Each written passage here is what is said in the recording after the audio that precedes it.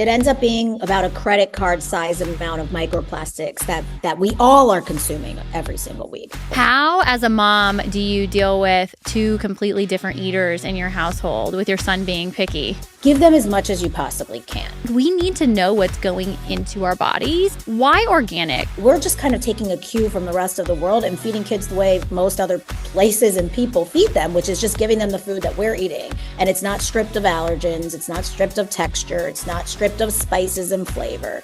Okay, so moms, make them try it 15 times. What are some of the risks of not buying organic?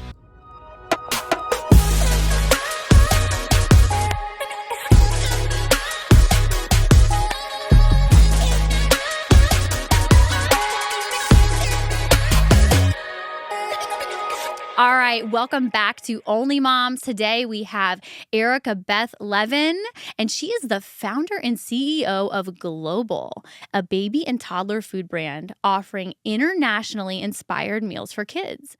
As the first female founder at Chicago's 1871 Tech Hub, she launched Cheeky Chicago, the city's top online resource for women.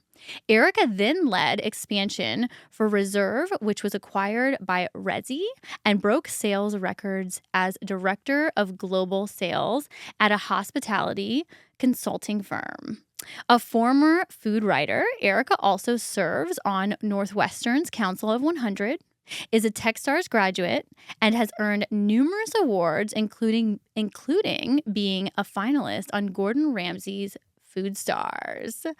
Oh, we have a celebrity in the house today. Erica, welcome. Thank you so much for having me. That was a very thorough introduction. I interview so many powerful women, and I feel like I get their bios and they're just like pages long because they've done so much great stuff. So I have to try to shorten it enough, like give the listeners a good overview. But no, I'm so excited to have you. I'm going to need you to autograph that bottle and send it back to me of the rosé today. I'm going to save the cork too and put our names on it because yes! I like special cork. So I love it. A bottle without the cork. Right. So Erica, before we dive in, why don't you give just a quick timeline? I know that you were an entrepreneur before you were a mother, and that conversation interests me because I also was, which I feel like there are some pros and cons to. But why don't you give us your timeline of entrepreneurship and motherhood? Sure. I had a couple babies, business babies before my own, real humans. But yeah, I started my journey into entrepreneurship. I was only 24 years old, so a couple years out of college.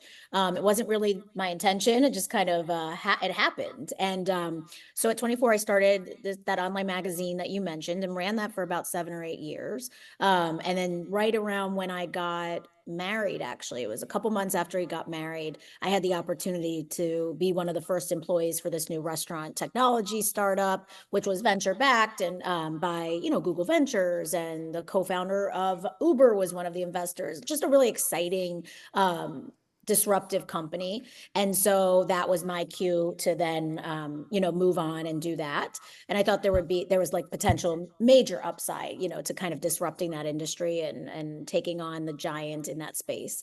And then I got pregnant at this venture-backed startup, which is quite frankly not an easy thing to be while at that kind of a high intensive environment. And there were more males and females, as one might imagine, and for sure the first woman to be pregnant while at the company. So it's a really interesting thing to navigate.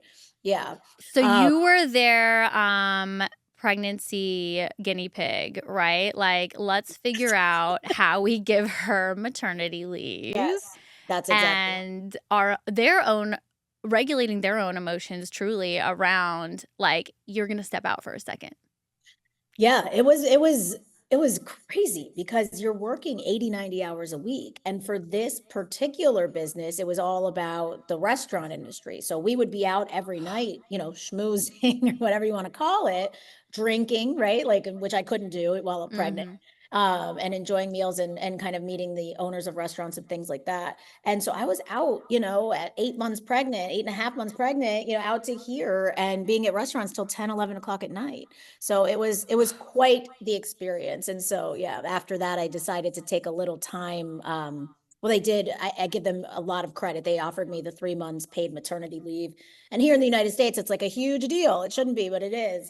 I could go on and on, but I know that's a topic we're not gonna open up that one yet because we'll be big. here for a long time. Yes, it's too Yeah. big.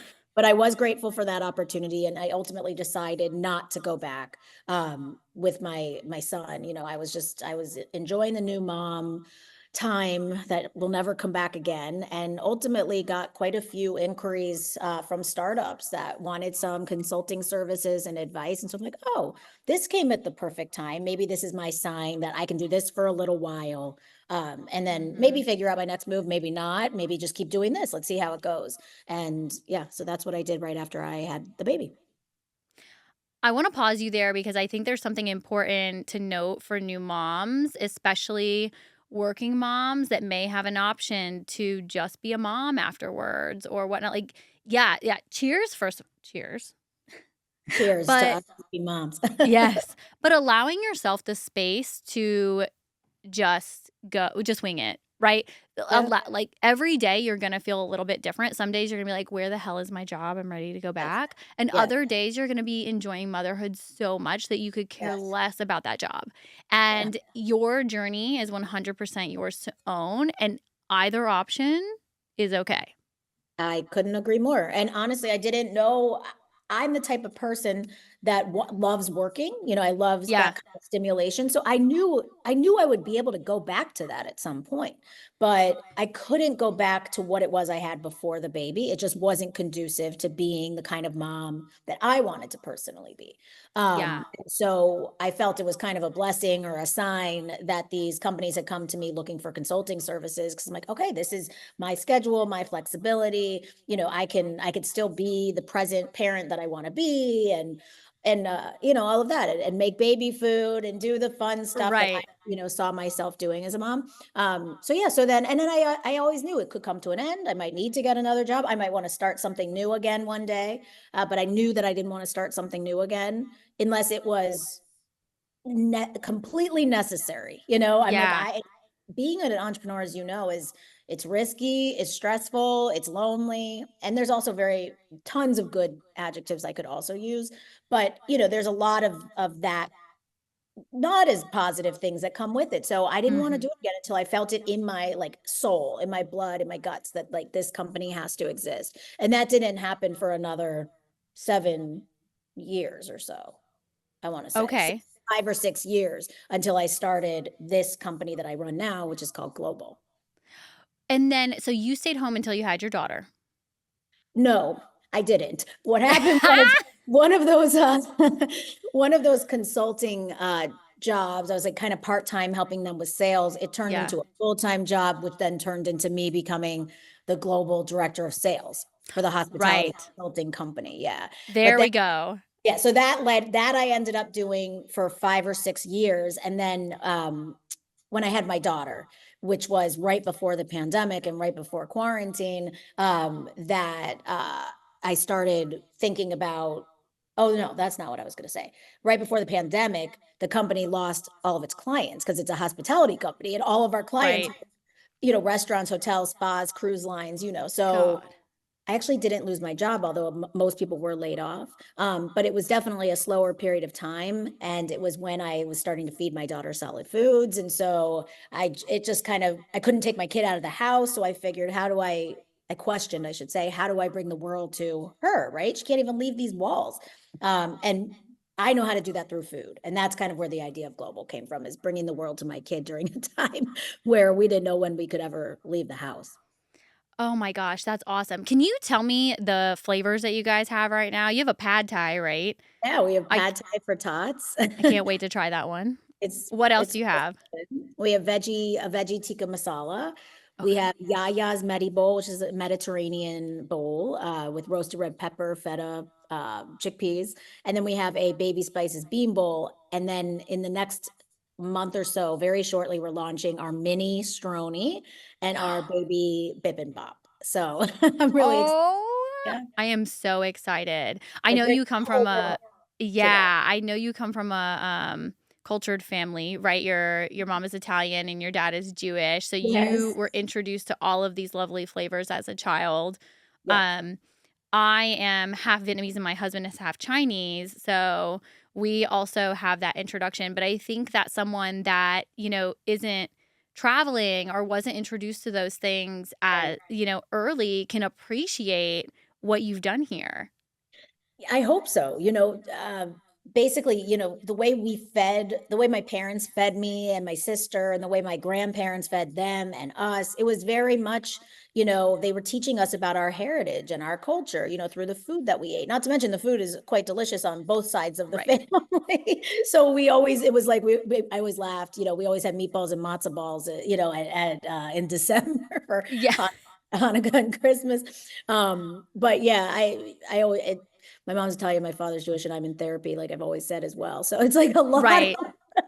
a lot of feelings and a lot of guilt and a lot of, all the stereotypes that you get. But It's crazy because I feel like every woman that I've interviewed this season has mentioned that they're in therapy unapologetically. And we're working on our toxic, fucked up selves. yes, we are. Okay.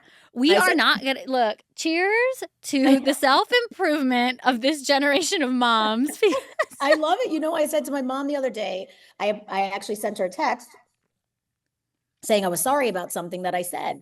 And I go, I'm nothing if not self-aware, because the therapy has at least made me aware Yeah. of these things, right? It's like, I shouldn't have said that. I'm very Right. sorry, which I may not have been able to do, 10 years ago, right? Yeah. So Right. yeah, It's the little I think it's things. important. Yeah. Yeah. Okay, so I want to dive into some topics that really will help our listeners as far as an education standpoint. I know that I'm a new mom and there's so much out there, right? Yeah. There's so many products, so many ways to consume information. It's overwhelming. And so Yeah. I feel like with what you've built and your knowledge, there's some really key topics that we can hone in on that can truly help the new moms, or maybe not even new moms, just someone that if you didn't Yes. know, Right. right? So I really want to talk about the micro and nanoplastics. And for the people that don't know, this was a statistic that I found when I was looking into Erica, but every child, what they eat, there's 2,000 pieces of plastic per It week.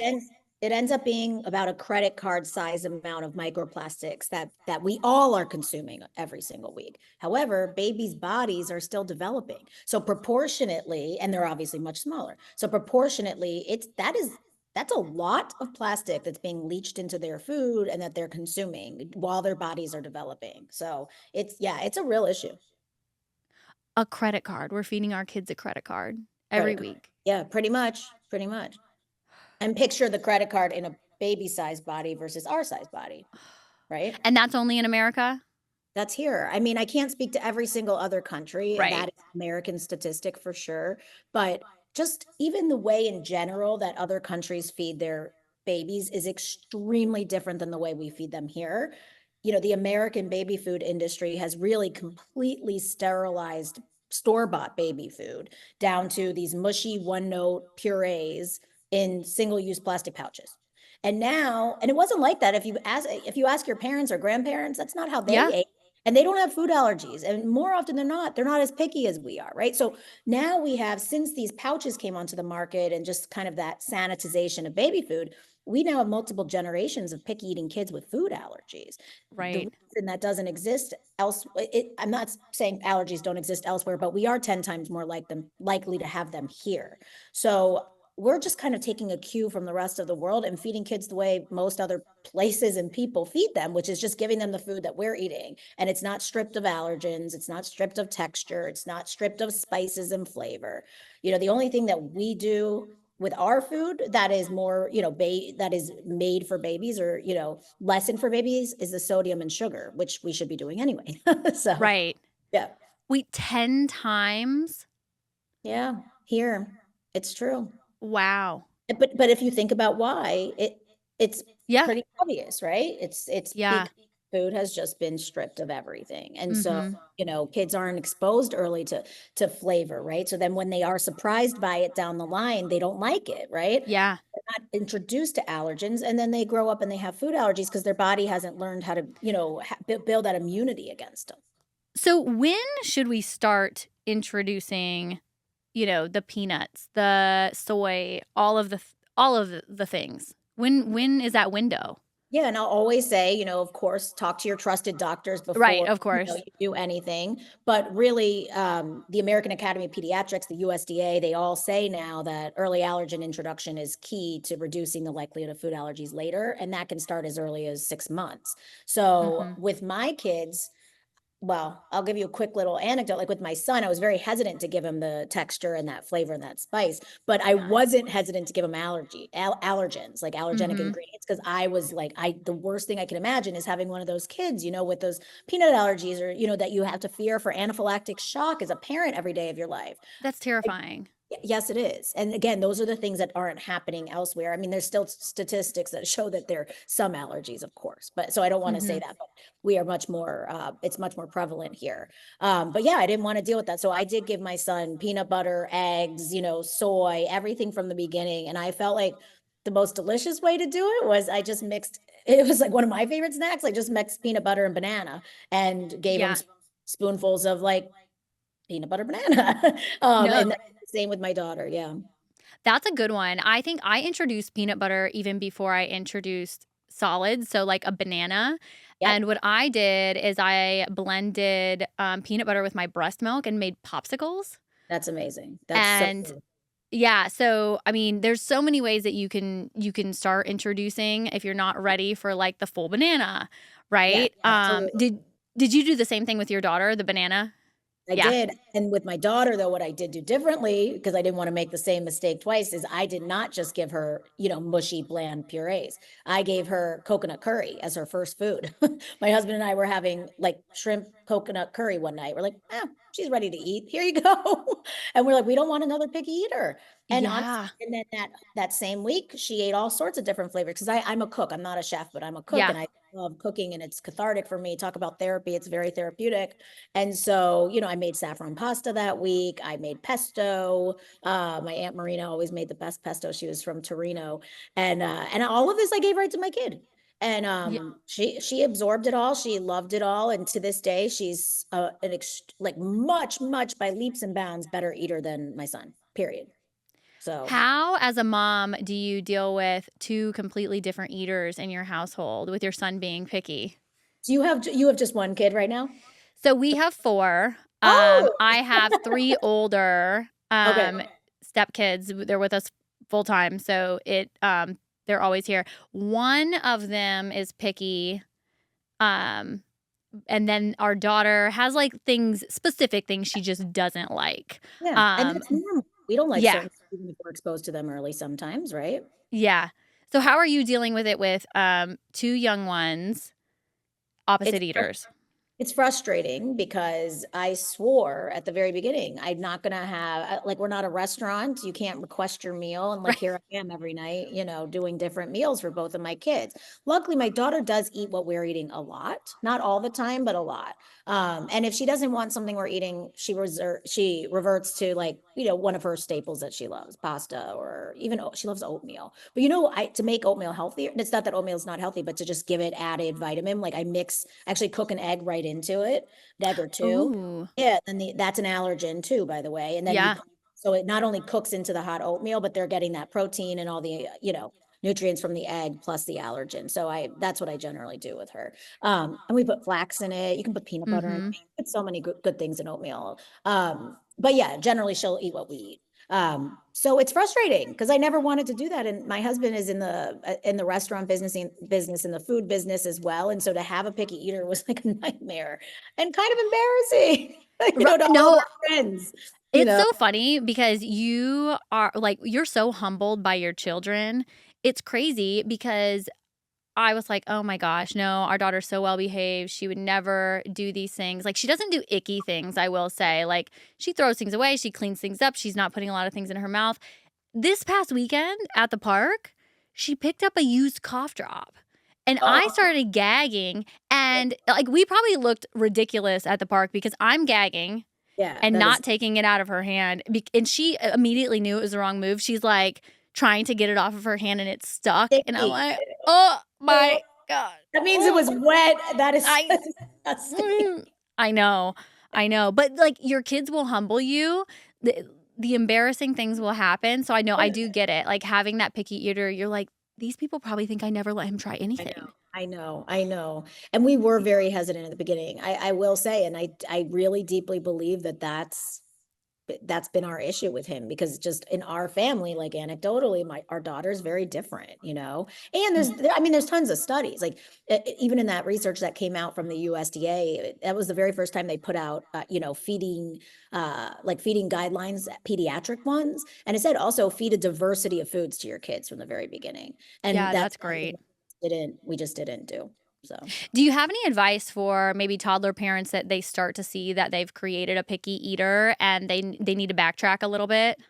Yeah, I mean, really, so that flavor window that exists is between 6 and 18 months of age. So anytime during that period of time, although the sooner the better, give them as much as you possibly can, because that is the period of time where you can most easily influence the way that they continue to eat for the rest of their lives, right? And it's not even that they're going to necessarily love everything at the beginning. Mhm. Just like you said, they have their own thoughts and opinions, and they may not like it forever if they didn't even like it at the beginning.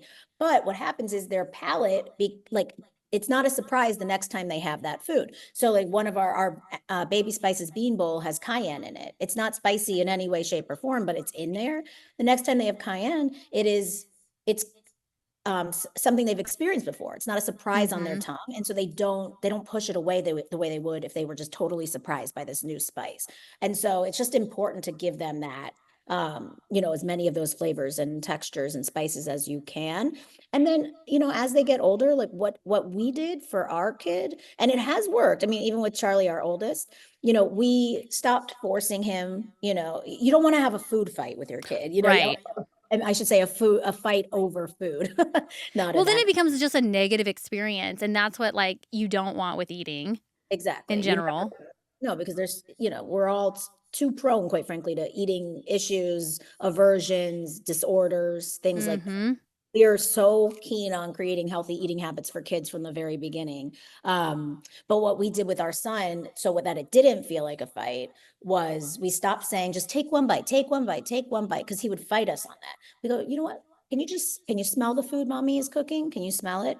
And he'll say yes. And he loves the smell. So, okay, good. Smell this one. And I just started doing that with him with everything I was cooking. And I go, you like that smell? Maybe you'll just like put your little tongue on it. You don't have to even chew it and swallow it. Just maybe put your tongue on it. So then now it's more like, can you just put your tongue on it, see if you like that flavor? If he likes the flavor, then we give him his first bite. And so that's how we've kind of, you know, done it. And again, he's still picky, but he's at least more willing to try when it's not an argument, when we're not, you know, Mhm. coercing him or forcing him. Yeah. And so that has worked for us. That's a really great idea. Get him excited about it as well, Yeah. right? Yes. A lot of parents will say, like, having them cook with you, so they're invited to the process, and it's a fun thing to then reintroduce or have them eat it at the end. But I really love that idea. Yeah. How many times? It's more than once, more Oh, than yeah. even 5 times that a child should try something before they Yeah. actually start to like it. Yeah, I mean, it differs the number, but it's in the teens. I mean, they have to try it. If they don't like it at first, you should have them keep trying it until they finally are like, this is just something I don't like. You're not going to make me like it at this point. But yeah, Right. it does take a long time and multiple attempts, you know, to get them Yeah. to enjoy certain things or to try certain things or embrace them. Okay, so moms, make them try it 15 times And use like minimum. and don't, you know, I think because I made it less intimidating by saying, just put your tongue on it. Just see if you Yeah. like the flavor, you know, and that way they're not as intimidated. And that's worked for us. And yes, my son is always in the kitchen with me. Like he goes out to the garden and picks the basil, picks the parsley. Like it's good when they know where their food comes from. It's nice when you get to give them like stories and storytelling behind some of the food. I could say, go pick the basil, and that's what Aunt Marina used to do, when she made it in Italy and blah blah blah. Like it's storytelling. Kids love stories. That's why they Mm-hmm. want bedtime stories. So, being able to kind of storytell while you're cooking, I think is also important. Okay, well, you're a super mom. My kids are not going out and picking the basil. It's only because in Florida you have a garden all the time. Right. Yeah. Takes a little more Yeah. maintenance to get it up Yeah. and going and then bring it back down. It's a lot. We have so Yes. many deer too. They just eat up Oh, everything. yeah. Oh, Oh, we have raccoons, and I now scare them on the ring. I see, oh my and I gosh. go, get out of here. And they scramble, and it's become the funniest thing in our family. We think it's hilarious. I love that. Oh my gosh.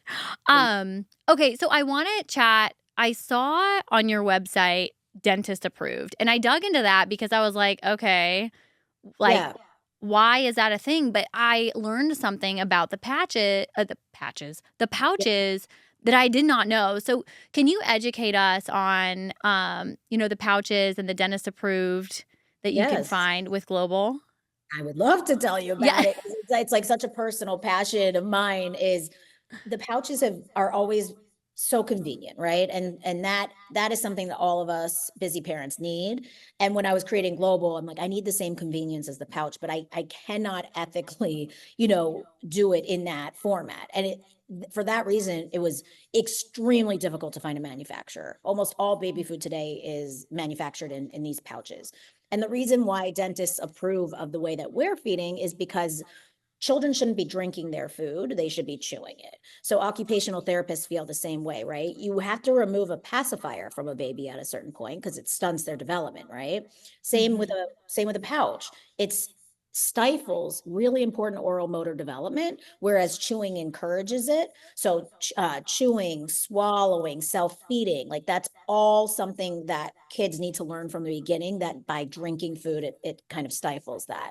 Additionally, the contents of the pouch, think about, like, you would never sit down and have 5 apples in one sitting. So why Right. should kids be doing that by drinking the pouches, right? You know how many, it's more than a full meal, but they're not satisfied. They're not satiated because they're not chewing. The tummy doesn't give the cues that they're full. So they end up not having one pouch, but over 60% of kids have 2 pouches, and some have more than that. So because they don't get the cues that they're full, they have more than one at a time. They generally have two, sometimes three. So they're over consuming, right?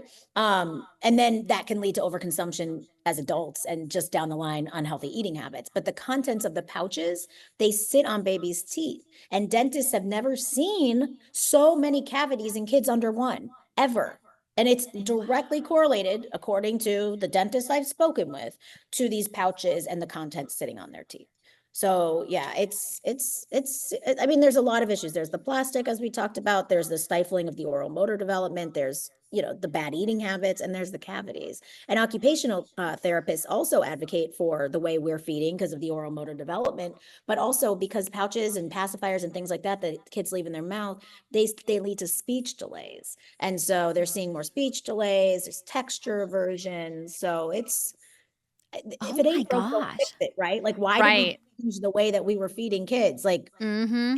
they should be picking up their food with their hands or a spoon or a fork, or having mom or dad feed it to them, right? And chewing it the way that we do as grown-ups. Yeah, that's crazy. I had no idea, Right. right? You just think like you said, convenience and it says the ingredients or this or that. Okay, great. I've done my homework. Let's rock. Welcome to season 2 of Only Moms. And I can't kick things off without a little treat from my favorites. So, if you're new around here, let me fill you in. 4 years ago, with my amazing business partner, Kristen Taylor, I co-founded Mom Juice. We're all about keeping the bullshit out of wine, literally. We're gluten-free and vegetarian. We also practice ingredient transparency by putting all of our ingredients on the back of the bottle. I know you might be giggling, but not all wine is vegetarian, okay? So you might just be drinking fish bladder, but that's none of my business. Here's the fun part. As your Only Mom sponsor, I'm here to hook you up with 20% off your next order.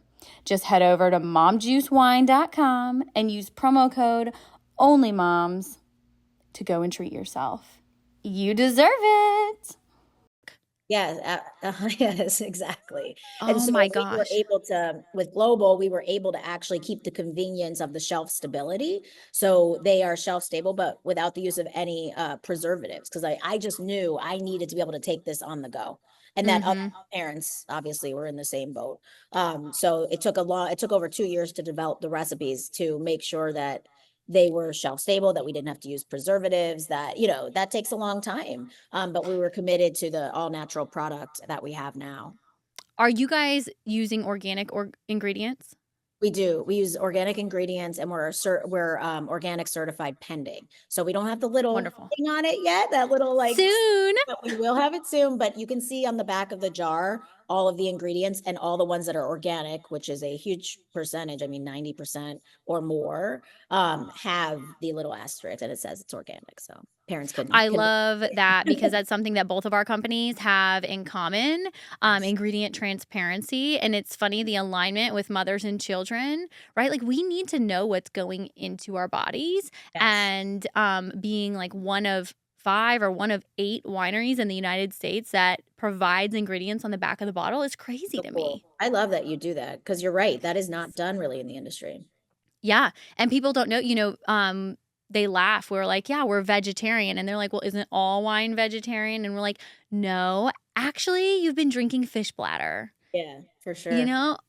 Yeah. Like, ugh. You have to be pretty well versed in the industry to know these things. And so it's not fair to the person consuming, right, that doesn't have that, background in food and beverage or FDA, certifications or any sort of, rules and regulations, to not share with them what they're eating. So yeah, Yeah. just like you, full traceability into our ingredients. It's so important to know what we're putting in our bodies.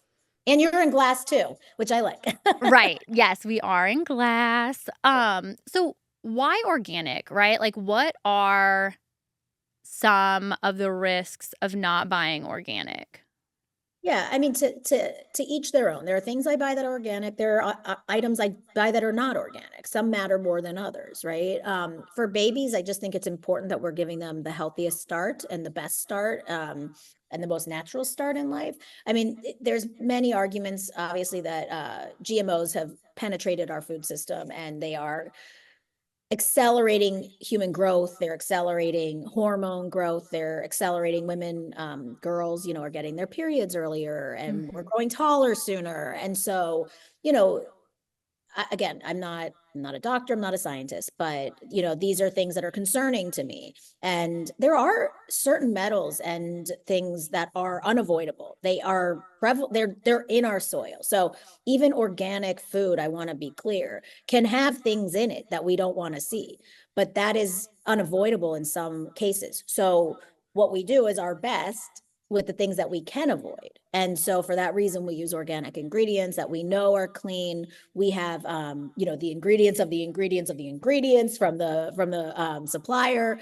so we know exactly what is in it. And in fact, one of our SKUs at the beginning had a coconut milk powder that on the surface is vegetarian, right, or vegan. It's coconut milk powder, but deep, deep, deep buried in there was like a caseinate, which is an animal protein.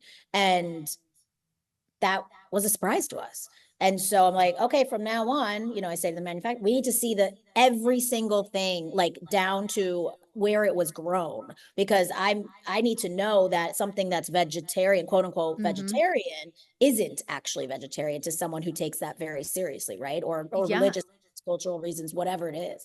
So it's so important to know what's in your food, and to buy the healthiest things that you can. If you're a mom just getting started on this clean journey, right? We talked about it being a little overwhelming. What are the foods, like, do you have a top 2 that you would suggest on just starting with organic? I know that, like, in our household, we're getting eggs from the farmer's market. That's one thing I'm big on. Yeah, What do you I suggest? Well, I think milk first and foremost, because kids drink so much milk. Mhm. And there's going to be parents that argue about milk too. Like some parents do not want to give their kids milk, or they want to give a different kinds of milk. It doesn't matter. We gave our kids milk, cow's milk, but bought the organic, clean, grass fed, whatever you want to call it, because Mhm. they were going to consume a lot of it. My son was very small, and so the doctor actually wanted him having whole milk and things like that. And I couldn't breastfeed just physically, it didn't work. So, I wanted to make sure that, especially because he didn't get those nutrients from and I couldn't pump nothing. So I wanted to just make sure everything that I gave him that wasn't Yeah. by my body was as healthy as it could be, and that he was getting the same start as everybody else. And like eggs, chicken, proteins, things like that. A lot of the fruits, you do want to be careful with berries and strawberries, Okay. things like that, because they don't have that outer skin on it. The ones that have outer Mm. skin, fine. Bananas, oranges, things like that don't really matter that much. But yeah, I'm pretty careful with some of the fruit. I will say though, as they get older, like, it can be price prohibitive too for so many parents. Like, I'll go to the store, it's like $8.99 for a thing of raspberries. I'm like, I'm not doing that today. So I No. want to be real about it. It's not always feasible. Yeah. Well, and it's different if it's just me like snacking on some Right. raspberries, but do you know how Right. quickly kids eat raspberries? Yeah, a pack a day, pretty much. My son has, like, I know, it's ridiculous. I Oh know. my gosh. It I might as know. well be caviar I know. at this point. I'm with you. So this is why we got to get them liking all the I stuff, know.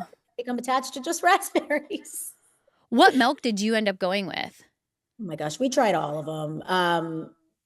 We weren't really brands like loyal to any of them. It was really which organic was on sale and Okay. what best. I mean, Costco has organic. I mean, we also shop at we shop at basically all different kinds of stores for different kinds of things, Yeah. which should be a store you could just get everything. But anyway, yeah, so we weren't really brand loyal, but the organic ones, we look at the ingredients. I mean, they're pretty much all the same ingredients, to be honest. Yeah. Yeah. And for an educational purposes, when you're buying organic, and Erica, you mentioned you guys are in the process of getting that certification, it can't just say organic on the front. It should have the little Yes. or the little, I don't know, icon. Certification, the green So, certification that we all are familiar with. Yes. right.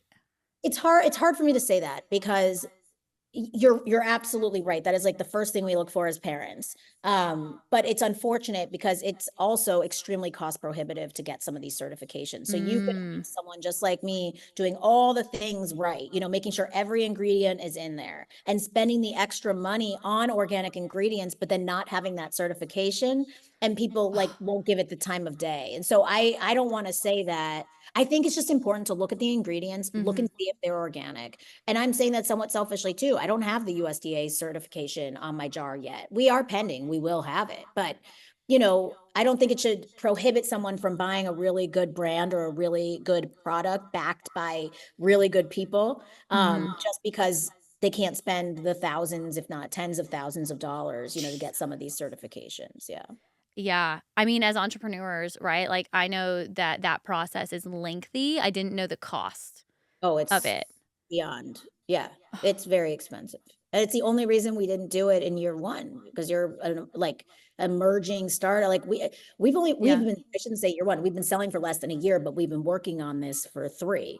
So, it's the reason that we didn't just launch with the certification. It wasn't financially possible for us. So now we're working on it, but I just don't want things to be pushed aside when they could be the best bet for you because of something like that. No, that's great for me to learn, Yeah. right? Because, for the sake of time, I do look for the certification. But if you have time to do your homework and it's a brand that maybe you saw something and you're like, oh, well, like, continue digging and Yeah. to feel comfortable, and don't, dismiss them because you don't see that certification. So that's great for me to learn even. Yeah, So sure. thank you for sharing. You're Um, welcome. I want to talk about, you touched on your therapy and growing up in a household with, the mom that is Italian, the dad that is Jewish. What are some of the things that, I feel like we're getting in this, we're finally to a place where you're seeing more multicultural families. Mhm. Yeah. What are the things that maybe you've worked on to make sure that you're not just redoing in your household, you know? Like redoing what our family cultures were when growing up and like adding our own, or making it like Or giving it just what are some of the toxic things that oh. you are, yeah, more so like, what are we doing to be better? Yeah, no, That's a really good question. And I actually would love to ask like other moms the same thing. I mean, I grew up in like, I laugh about the therapy thing. I mean, I'm definitely very well therapied at this point, but like growing up, I didn't need a therapist. Like we had a Yeah. really, like for lack of better words, like the very traditional kind of, great childhood. So, my parents are awesome. There's a lot of things that come, with it anyway. Hmm. But, in our home, like it's not just about food. I mean, we encourage our kids, like we treat our kids the way we treat anybody, right? So with respect, and we give them, like if they're talking, we want them to share everything that's on their mind. We're not of the mentality that like kids should be seen and not heard, like kids should be heard. We include them in everything that we do. My parents did the same though, I will say. Like my parents were not the type that really ever went out on double dates or socialized as much. We were with them, and I really love that. And we do that too. But I will say that we do make time, or at least try, for a date night every once in a while so that the kids can see an example of a relationship, that Hmm. is focused on communication and love and time together and things like that. So we do Hmm. try to make some time for that. I mean, no one's perfect. Like we're all learning. I say we're learning every single day to somebody in my life, whether it's my kids or the women I work with. I work with all women, which I love. We all say it now. It's like we're learning, Yeah. So we are learning. But I do love getting the kids involved in the kitchen. I think, having them be a part of that and being able to tell our story through food is so important. And yeah, my son is the reason I actually applied to be on Food Stars. Like he just loves food so much, and he loves the idea of it, and he loves Gordon Ramsay and all that. And he's the one. He's like, he made me apply basically. So, they're What was it? What was it like meeting Gordon Ramsay? What was your first impression? my God. Like you don't know what you're gonna get, right? You watch him, you grow up watching him, or have spent many years watching him or whatever. And he just comes out. You don't meet him first, right? So it's just like he just walks out. You're like, whoa, this is happening. Like I'm doing what I see on TV, but he's definitely a made for television personality. But he's also very warm, very, very funny, like one of the funniest people I've ever met. And very supportive of people like me, that are founding food companies, trying to do better in the world for, through food. He's beyond generous and supportive of those people that are in the kitchen or on the other side of things like I am, which, on the business side of creating a food company. And so he has a whole show now, literally supporting founders of food companies. Yeah. That's important, like we need disruptive food companies or we're going to be eating garbage forever, Hmm. like, and I'm not everything Yeah. out there, but there's a lot of garbage. And, we need to work hard to make sure that more people have more access to the kinds of food that companies like mine and others I know in the natural products industry that are doing such good work and trying so hard to change the food supply chain and what people are consuming and how do we make the next generations better and healthier than the ones before. Yeah. How was that journey of being on the show? Was it demanding? Was it demanding? Oh I my, mean, it was like hands down the most grueling thing I've ever done in my entire life. Like physically, emotionally, intellectually. I mean, it was like I was gone from my family for 2 months. So 2 months? under 2 months, yeah. And I was in London, so it's overseas, right? So I was like, I couldn't be further away from my kids. It's So not like you're in New York where they can just grab a flight and see for the weekend. You've got the time change. right. You've got everything against Weren't you. even really allowed to have that, so it's just, yeah, listen, it was the best professional experience of my Mhm. life. We were treated so well. I made lifelong friends. I learned so much from Gordon Ramsay and from Lisa Vanderpump, who was the other coach.